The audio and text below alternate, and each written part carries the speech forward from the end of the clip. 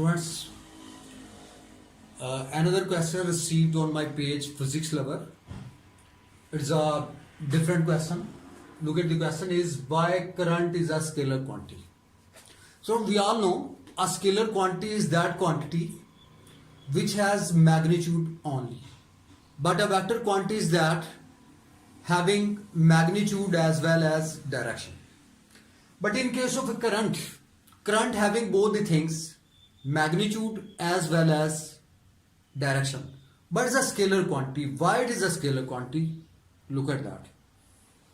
In spite of that magnitude and direction, there are some other factor that determines a quantity to be a scalar or vector one. That is vector addition method. Vector addition method means law of vector addition. Law of vector addition is triangle law of vector addition and parallelogram law of vector addition. I will explain this thing.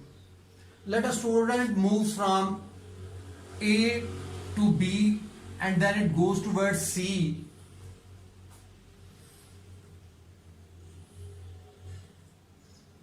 And finally it goes towards A. And if I ask what is the displacement covered, so your answer is zero displacement. It's a law, it's a triangle law of vector addition. The student moves from A to B and then B to C and finally C to A. The total displacement is zero. The net displacement is zero. And similarly, for an electric current, and if it moves from A to B and then B to C and then finally it's C to A, but in this case, the net current is not zero. It has some magnitude. So that's why this triangle vector addition method is not applicable in this case. Is not applicable in this case. And let's see another example.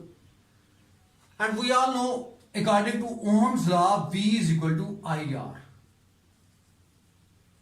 And I will be equal to V over R squares. So according to Ohm's law, V is equal to IR and I is equal to V over R. V is a scalar, R is a scalar, and if you divide, you get the value of the current and it is also a scalar quantity. So I mean I is scalar because V is scalar, R is scalar. So the value of the current I is also scalar.